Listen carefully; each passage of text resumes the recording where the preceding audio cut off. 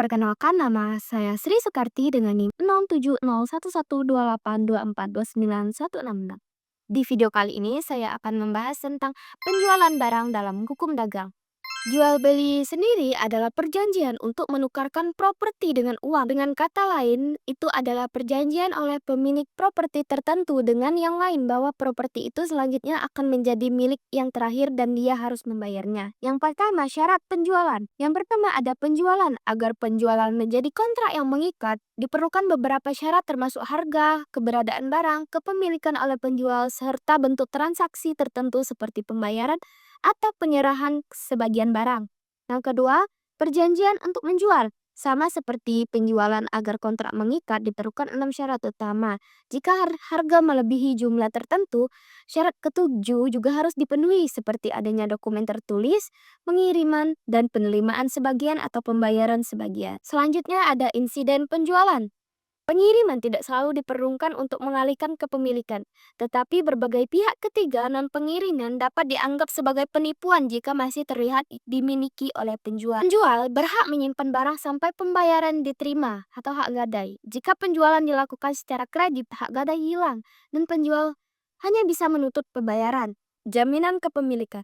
Dalam setiap penjualan, ada jaminan tersirat bahwa penjual memiliki hak atas barang tersebut. Jika barang ternyata milik orang lain dan diklaim kembali, penjual bertanggung jawab mengganti kerugian pembeli. Dan yang terakhir, jaminan kualitas. Jika penjual menjamin kualitas barang tetapi ternyata berbeda, ia bertanggung jawab atas kerugian pembeli. Namun, jika tidak ada perjanjian kualitas, pembeli menanggung resiko. Pengecualian berlaku jika pembeli tidak memeriksa barang sebelum membeli, seperti dalam penjualan berdasarkan sampel atau barang yang masih dalam perjalanan. Selanjutnya, pedagang komisi. Seseorang yang dipekerjakan untuk menjual kepada orang lain barang-barang yang dikirim kepadanya oleh pihak lain untuk dijual. Petani dan produsen yang memiliki bahan dalam jumlah besar untuk dijual di pasar menemukan yang terbaik untuk mengirimkannya ke kota, ke pedagang komisi yang menjualnya untuk mereka dan membebankan layanan presentase dari harga disebut komisi. Oleh karena itu, pedagang komisi adalah agen penjualan dan pemilik barang adalah prinsipal. Tugas pedagang komisi bertanggung jawab menjual barang dengan harga terbaik, menyetorkan hasil setelah dipotong komisi, serta mengikuti instruksi prinsipal. Mereka harus bertindak dengan keahlian, kehati-hatian, dan tidak merugikan kepentingan prinsipal. Nah, komisinya, seorang pedagang komisi berhak atas komisi setelah berhasil menjual barang tersebut.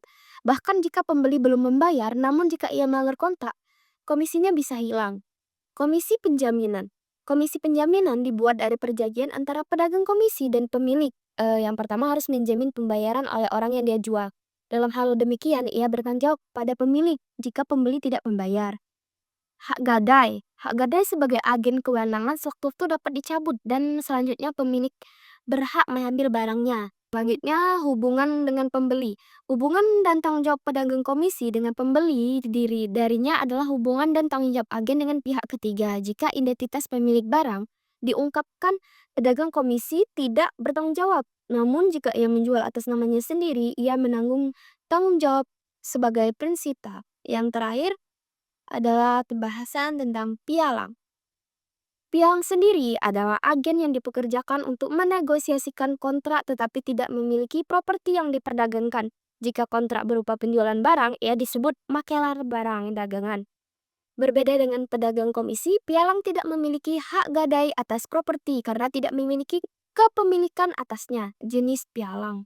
Selain pedagang perantara, terdapat berbagai jenis pedagang lainnya. Beberapa jenisnya meliputi pialang tagihan dalam nota, pialang real estate, pialang saham, serta pialang asuransi, masing-masing berperan dalam jual beli atau pengolahan aset tertentu untuk pihak lain. Nah, tanggung jawab pialang kepada pemimpin yaitu kontrak antara broker dan pemilik properti bersifat layanan pribadi mengikuti kebiasaan bisnis kecuali ada ketentuan khusus. Yang terakhir, hubungan dengan pihak ketiga. Beberapa broker bertindak sebagai agen dengan mengungkapkan nama prinsipal, sehingga tidak bertanggung jawab secara pribadi. Sebaliknya, broker yang tidak menyebutkan prinsipal dianggap sebagai pihak utama dalam transaksi tersebut. Itu saja penjelasan yang dapat saya sampaikan. Sekian dan terima kasih.